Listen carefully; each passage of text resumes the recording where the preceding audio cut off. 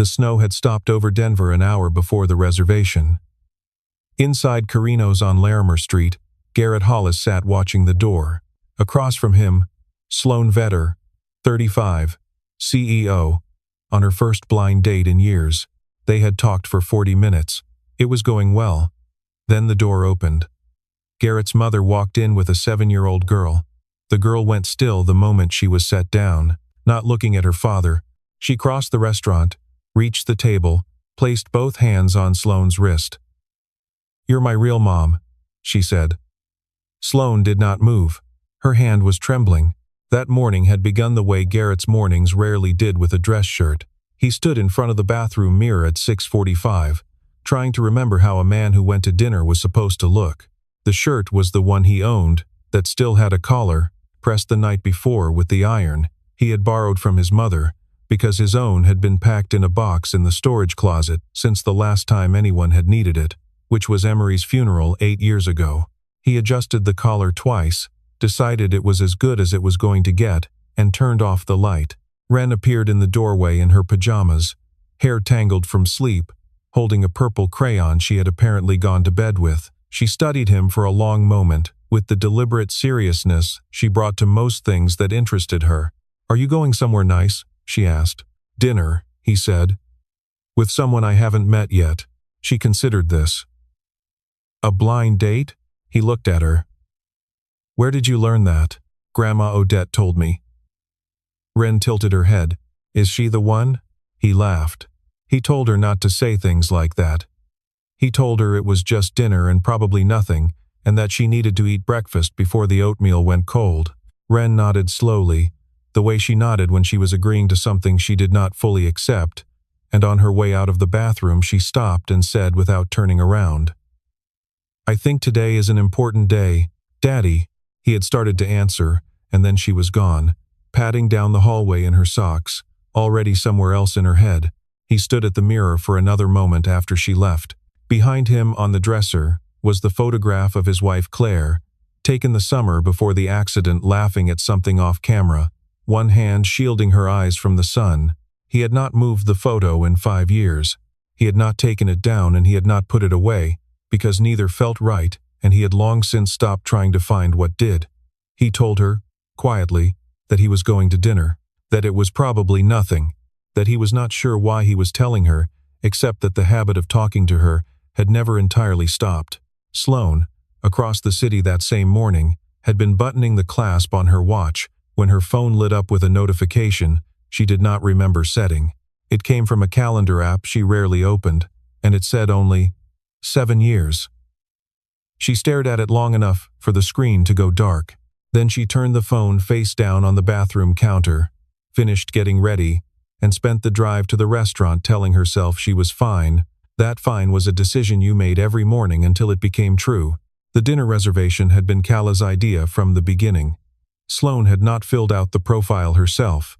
Kala had used a photo from a company retreat 2 summers prior, in which Sloan was laughing at something off camera and looked, Kala said, like an actual human being rather than a LinkedIn thumbnail. The profile listed her first name and her industry without specifics. When Kala had shown her Garrett's message on a Tuesday afternoon, she had stood watching while Sloan read it without speaking. He had not tried to be impressive.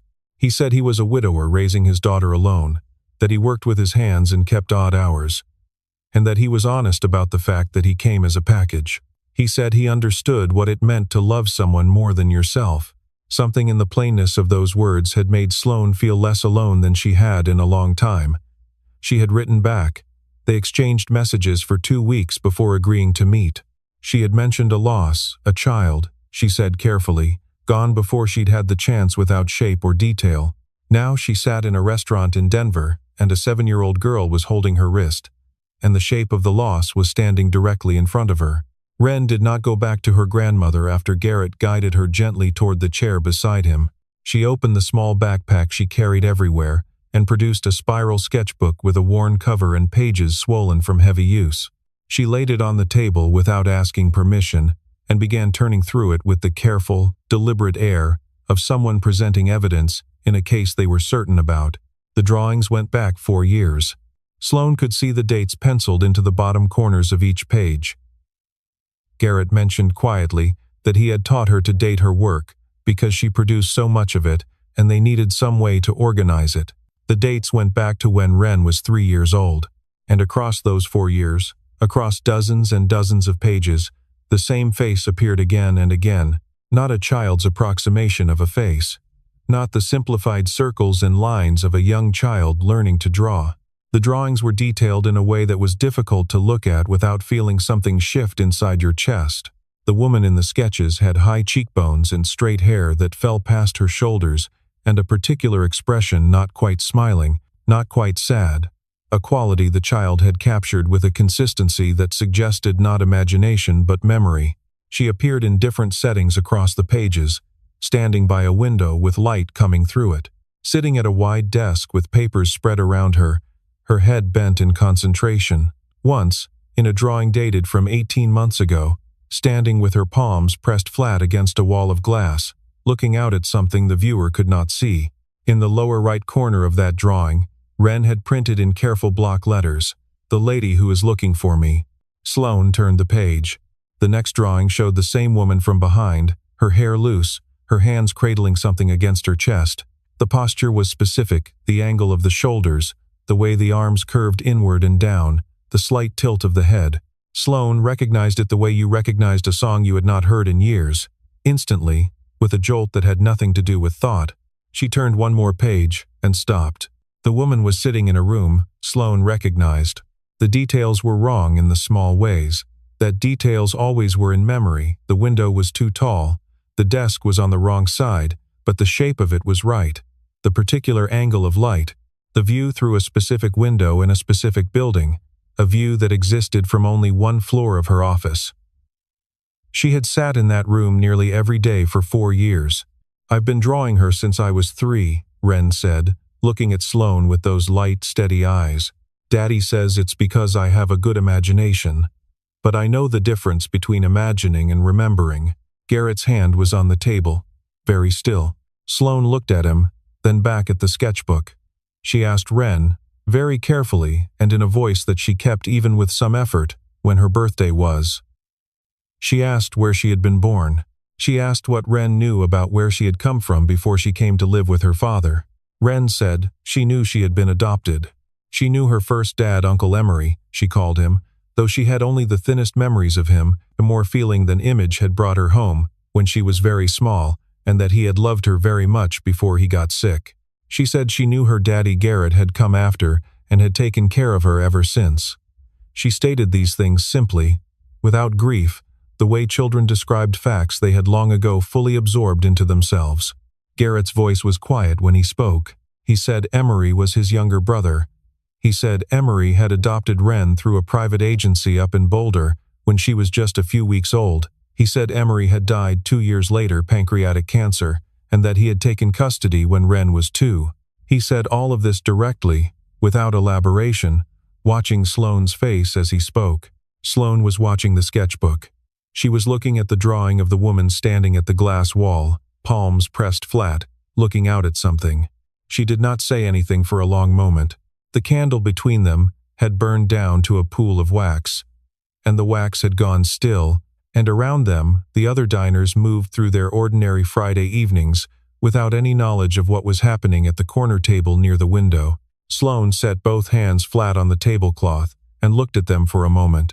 Then she looked at Wren, and then at Garrett, and she said the thing she had not said aloud to another person in 7 years. She said she had a daughter, that she had been 28 years old and finishing her final year of graduate school in architecture when she found out, and that the father had left before she had finished telling him. Her then-boyfriend had gone quiet on the phone and then said he was not in a position for this, and that was the last conversation they had. She said her father had driven up from Colorado Springs, specifically to sit across from her in her apartment and explain, in the measured tone of a man who believed he was being reasonable and that she was going to make the biggest mistake of her life, that he had worked 3 jobs to send her to school, and that there were options, and she needed to consider them seriously. She had sat across from him at her own kitchen table and listened until he was finished. Then she told him she understood what he was saying and that she was keeping the baby. He drove home that afternoon. They had not spoken about it since. She said she had not made the choice her family wanted her to make.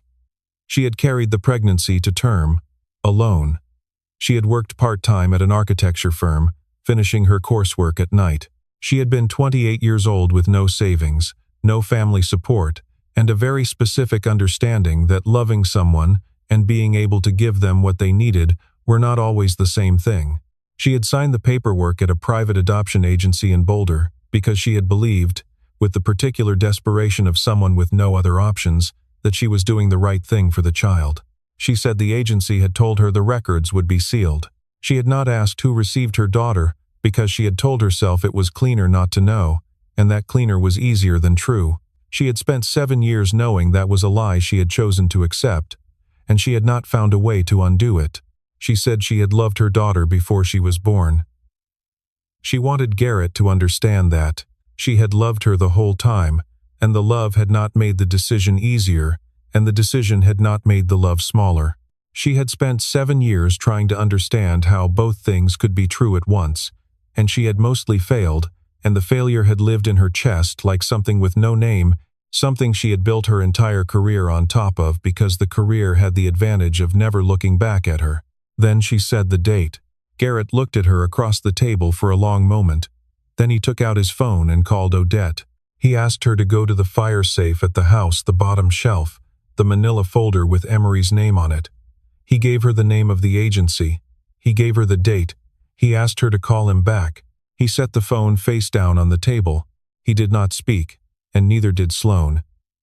And Wren sat between them and colored in the margins of her sketchbook with a stub of blue crayon she had found in her jacket pocket, as if this were a perfectly ordinary Friday dinner, and the two adults on either side of her were simply thinking.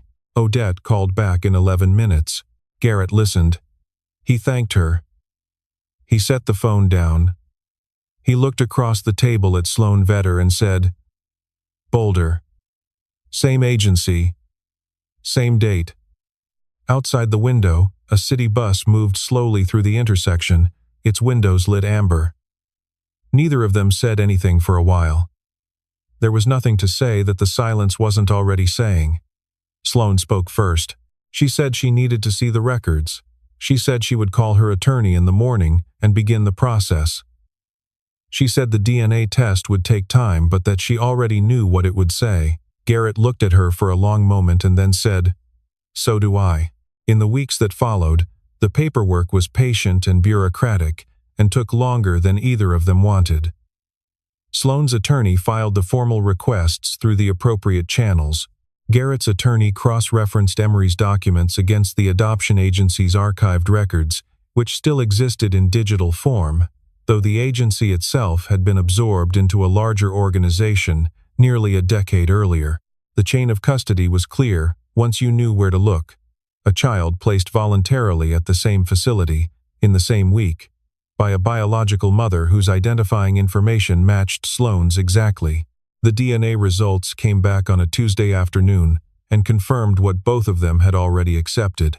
Wren Hollis was Sloane Vetter's biological daughter. During those days of waiting, Garrett went into his workshop behind the house and made things. He built a set of shelving brackets for a client's mudroom. He planed down a cabinet door that had been sticking since October. He sanded a chair seat until his arms ached, then sanded it some more. He thought about Emery, who had called him from the agency parking lot the day he brought Wren home. Voice full of a particular kind of joy Garrett had never heard from his brother before or after.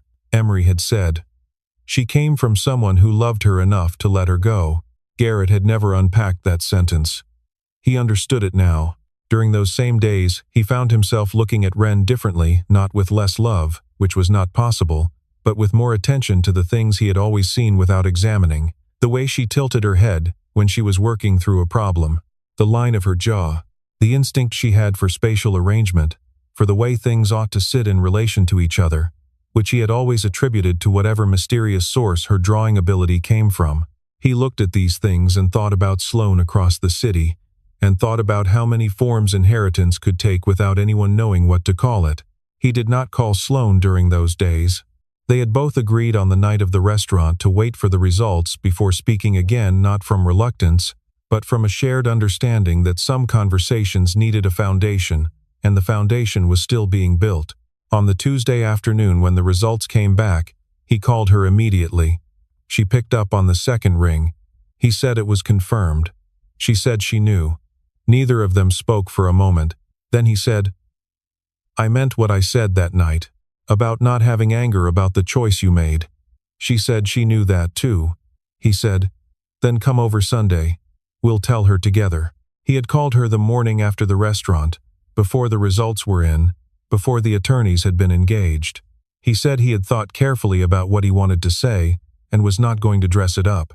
He said she had made the choice she made because she had no other way to give Ren a good life, and that Emery had given her a good life, and that he had tried to continue it. He said he did not have anger about her decision, and did not think Ren would either, when she was old enough to understand all of it. There was a pause on the line. Sloane said she had not been sure he would call. He said he hadn't been certain either, but he said Ren deserved to know her, and that he thought Sloane had been carrying this alone long enough. The formal arrangement required no court intervention, which was what both of them wanted. Sloane had legal standing as the biological parent, but did not press it. She told her attorney from the first meeting that she was not there to disrupt Ren's life or challenge Garrett's custody. What she wanted was simpler and harder than any legal order, the chance to earn a place in her daughter's world. Garrett said yes. It was not a small yes. He understood what it cost and what it meant, and he said it anyway, because it was the right thing, and because somewhere in the workshop behind his house, sanding a chair seat in the cold, he had come to understand that Emery had left him more than a daughter to raise. He had left him a story that was not finished yet.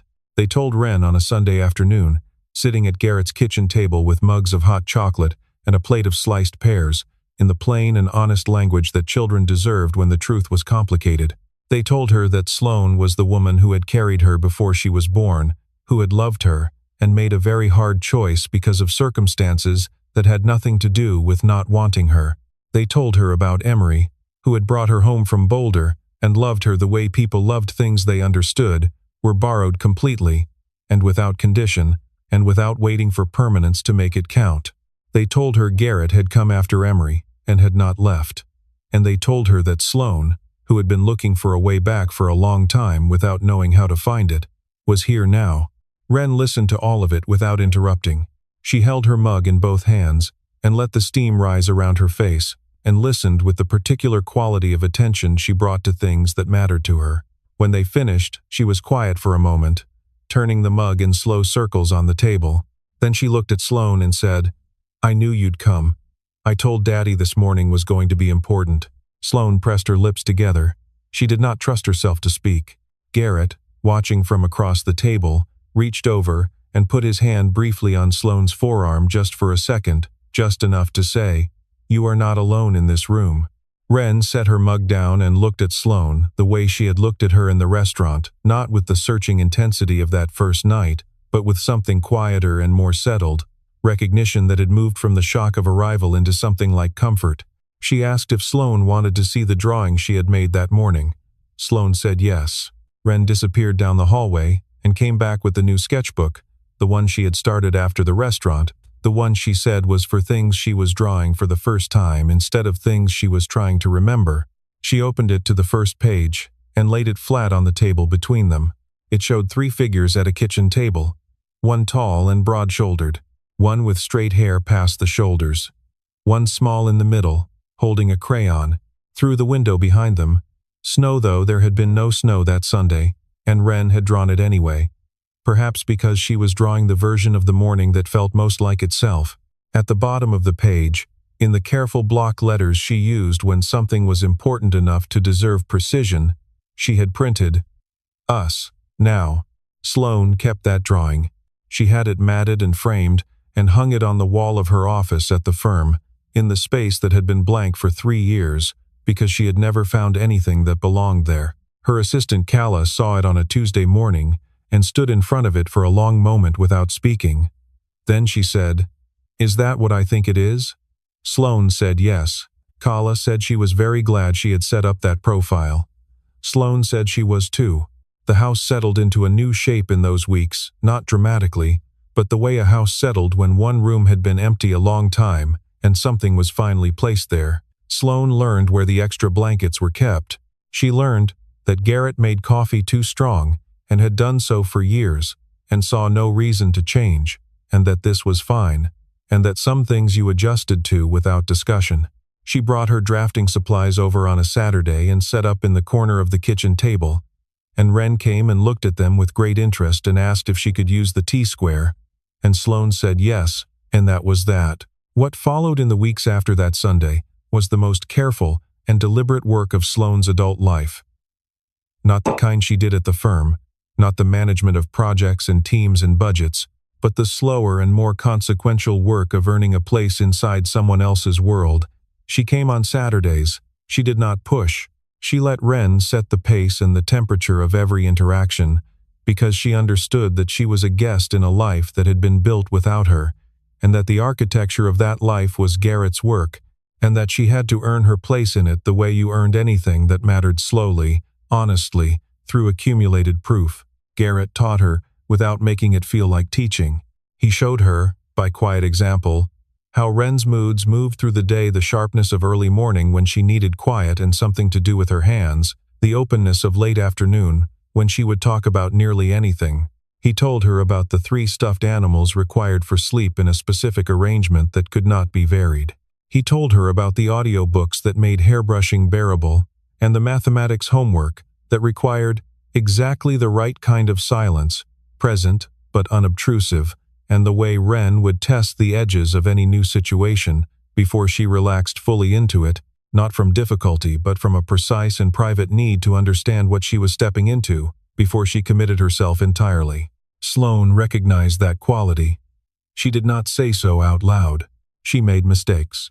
She arrived once at pickup time not realizing it was library day, and Wren needed her book bag, and Garrett doubled back without a word about it, handling it the way he handled everything efficiently, without blame, as if solving the problem were the only thing that mattered, and the source of the problem was not worth the time. She forgot once that Wren disliked having her plans changed at the last minute, and suggested a different restaurant on the drive over, and watched the small chill move across the girl's face, and filed it carefully away, and did not do it again.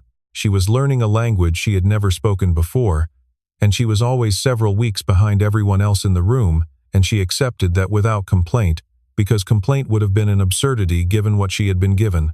There were evenings when Garrett cooked at the stove while Wren drew at the kitchen table, and Sloane sat nearby with her laptop open, and the 3 of them passed an hour in companionable nearness without requiring anything from each other, and Sloane would look up from her screen and think, "This is what I didn't know I was building toward." Not the firm. Not the title. Not the version of herself she had assembled out of ambition and forward motion over 7 years of not looking back. This, the ordinary particular weight of being in a room with people who did not need her to be anything other than present. Wren showed her the new sketchbook regularly in those weeks. The drawings in it were different from the ones in the old books. Looser. More immediate. Things she was drawing as they happened rather than from some interior archive she had been accessing since she was 3. There were drawings of Garrett at the workbench in the backyard, drawings of Odette at the kitchen table with her reading glasses pushed up on her head, and drawings more of them, each week of Sloane. In these ones, Sloane was not the figure at the glass wall, not the woman cradling something unnamed against her chest. She was sitting at the kitchen table, standing at the window with a coffee cup, once laughing at something off to the left of the frame that Wren had not drawn, because Wren had been more interested in the face than in whatever had caused it. One Saturday afternoon, Sloane sat at the kitchen table, while Wren worked through a math worksheet she was not enjoying, and Garrett stood at the counter making sandwiches, and the radio played something low and instrumental. Sloane looked around the kitchen, the children's drawings taped above the sink, the mason jar of wood-carving tools on the windowsill, the small shoe rack by the back door with Wren's rain boots placed perfectly side by side, and felt something she had not felt in a very long time. Not happiness exactly. Something quieter and more durable than happiness. The sense of being somewhere she was supposed to be. 6 weeks in, Wren fell off her bicycle on the path along the creek 2 blocks from Garrett's house. She was not badly hurt, a scraped knee and a bruised palm, more shock than injury, but she cried the hard, startled tears of someone who had been moving confidently and suddenly found the ground. Garrett was inside. Sloane was on the porch with her laptop open, reading through a set of site plans that needed her comments by Monday morning. Wren called for her. Not for her father. For Sloane. Sloane was down the porch steps before she had finished understanding what had happened. She was kneeling on the path with Wren's face against her shoulder, one hand on the back of the girl's head, saying the low, soft things you said to someone who was hurt before she had a chance to think about any of it, before she could be careful or measured or considered. Her hands were steady. She was not surprised to find they were. She cleaned the scrape with water from the outdoor tap and pressed a bandage over the knee from the small first aid kit she had started keeping in her bag 3 weeks earlier, when she had realized she had no idea what basic child emergency preparedness looked like, but that she was willing to learn. She told Wren she had done a very good job not landing on her head, which made Wren laugh through the last of the crying. Garrett was standing in the porch doorway. He had seen all of it. Later that same evening, after hot chocolate and after Wren had gone inside, Odette's car turned into the driveway without a phone call ahead. She came up the porch steps with a casserole dish and a look on her face that said she had heard some version of events and was forming a view about it. She sat down in the third porch chair, the one slightly too close to the railing, and studied Sloane for a long moment. Then she said, "My son has been doing this alone for 5 years. He doesn't ask for help, and he doesn't complain, and he makes it look easier than it is. I've watched a lot of people try to find a way into this house. Most of them gave up before they got close." Sloane said she was not going to give up. Odette said, "No, I don't think you are." She said it in the tone of a woman who had revised an opinion briefly held and did not feel the need to explain the revision in any more detail than that. She picked up the casserole dish and went inside, and Garrett held the screen door for her, and Sloane sat on the porch alone for a moment in the October dark, listening to the creek below the path and the aspens at the edge of the yard and the ordinary sounds of a house that was becoming, slowly and without announcement, a house that she belonged to. That night, after Wren was asleep, Garrett came out and sat in the other porch chair, and they talked for a while about nothing in particular, a project she had at the firm, a cabinet he was finishing for a client on the other side of the city, and the conversation was easy in a way that conversations between people who have been through something together tended to become. At some point, Sloane said she was not sure she had been any good at any of this before, at being in a house with other people, at existing in someone else's space without making it about her own management of the situation. Garrett said she seemed pretty good at it to him. She said she was trying. He said he knew. He said he could tell the difference between trying and performing, and that she was actually trying, and that it mattered. The moment that changed things between Garrett and Sloane arrived on a Sunday afternoon in October, when Wren looked up from her drawing without preamble and asked, "Are you and Daddy going to fall in love?" Sloane set her tablet down. Garrett, from the kitchen doorway where he had been leaning with a dish towel over one shoulder, made a sound that was not quite a cough. Wren looked at both of them with the patient expression of someone who had asked a reasonable question and was waiting for an equally reasonable answer. "Because in the drawings," she said, "you're always near each other, and people who are near each other in drawings usually matter to each other. That's how it works in the ones I draw." She considered her own statement for a moment. "That's how it works in real life too, I think." Mostly. Garrett looked at Wren with the expression he wore when she had said something he could not find a way around, that required him to simply stand in front of it and take it seriously. He said, "That's a very good question." Wren nodded, satisfied with this answer, and returned to her drawing. That evening, after Wren was in bed and the house had gone quiet, Garrett and Sloane stood at the kitchen sink rinsing and drying the dinner dishes. The radio was turned low. The window above the sink showed the dark yard and the shapes of the aspens against the sky, and both their reflections faint in the glass, standing side by side.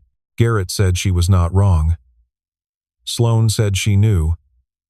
He said he had been trying not to say anything, because he had not wanted to make things complicated when they were already complicated enough. She said it was already complicated. He said that was true, and then he set the dish down and turned to look at her directly, and said he thought he had been in love with her for about 3 weeks and had been working hard to call it something else because he had not been certain whether she was there for Ren or for him, or some combination of the two that he could not quite separate. Sloane turned off the tap. She turned to face him. She said it was both, that it had always been both, and that she had stopped trying to separate the two things about 3 weeks ago because she had come to understand they were not separable. He and Ren were not two things. They were one thing, and she wanted the whole thing, not the parts that were easy to hold. He looked at her for a long moment. Then he said, "Okay." He said it the way you said something you had been holding carefully for a long time and were finally setting down, not with relief exactly, but with the quiet recognition that the holding had been unnecessary all along. A week later, he told her she did not have to keep driving back to her apartment every Sunday evening. She said he should have mentioned that 3 weeks ago. He said probably, and that was how it was decided in a kitchen, without ceremony, the way the most real things usually were. Winter came to Denver gradually, and then all at once. One morning in late November, when the mountains disappeared behind low cloud, and the first real snow came down in the dark before anyone was awake. Sloane stood at the kitchen window with her coffee watching it fall, while Garrett made eggs at the stove and Ren sat at the table with her sketchbook open, working on something she was not yet ready to show. At 7 o'clock, Ren looked up from her drawing and said, "I want to call you something. Not Mom, that's too fast and I know it, but not Sloane either anymore, because that feels wrong now that you live here." She thought for a moment, tapping the flat of her crayon against the page. "Can I call you Maze? It's not a real name. I made it up. It means something in between, like where you are right now.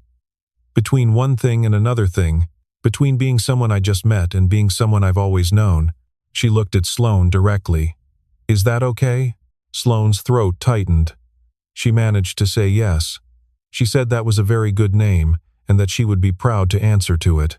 Ren nodded, satisfied, and returned to her drawing without ceremony, as if this had been a small administrative matter now resolved and there were more interesting things to attend to. Garrett turned back to the eggs. After a moment, Sloane crossed the kitchen and stood beside him, close enough that their arms touched, and looked at the eggs because she needed to look at something ordinary while she put herself back together. He reached over without looking and put his hand briefly over hers on the counter. Neither of them said anything. The drawing Ren showed them after breakfast was in the new sketchbook. 3 figures in a kitchen, one tall and broad, one with straight hair, one small in the middle with a crayon held up. Through the window behind them she had drawn snow. She had printed a title at the bottom of the page in her careful block letters. Us. Now. Below it, in slightly smaller letters, she had added, "This is what I was drawing this morning before I showed you." Sloane kept the drawing.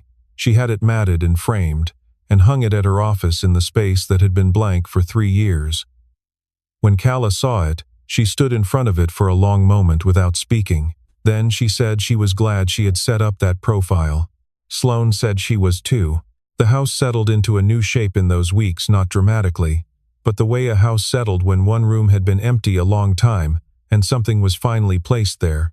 Sloane learned where the extra blankets were kept. She learned that Garrett made coffee too strong and had done so for years, and saw no reason to change, and that this was fine, and that some things you adjusted to without discussion.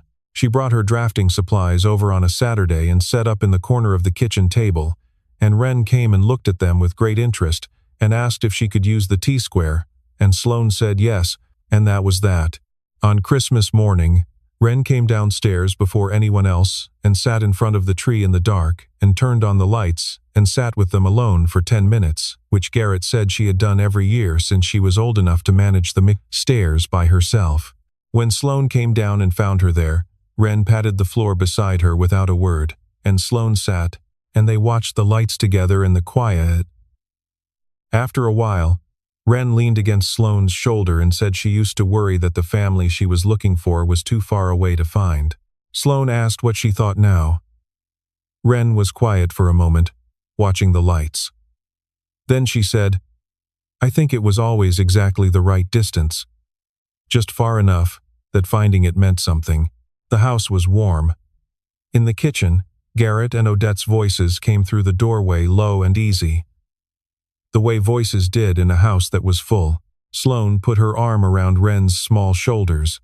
Wren settled into the curve of it, like she had been there all her life, and maybe, in the way that mattered most, in the way that lived below memory and below logic, in the place where a 7-year-old had kept a face in her sketchbook for 4 years, without knowing why she had been. The distance had been real.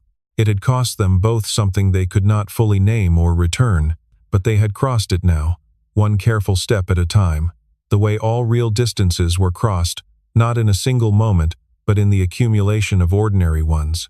The first aid kit in Sloane's bag, the library day remembered, the chair beside the sketchbook at the kitchen table, the name in between, the hand on the counter, all of it, ordinary and irreversible. Here on the other side was the warm light, and the voices in the kitchen, and the tree lit against the December dark, and the daughter who had drawn her way home, and the man who had kept the door open for 5 years, without knowing what he was keeping it open for. Sloane did not say any of this out loud.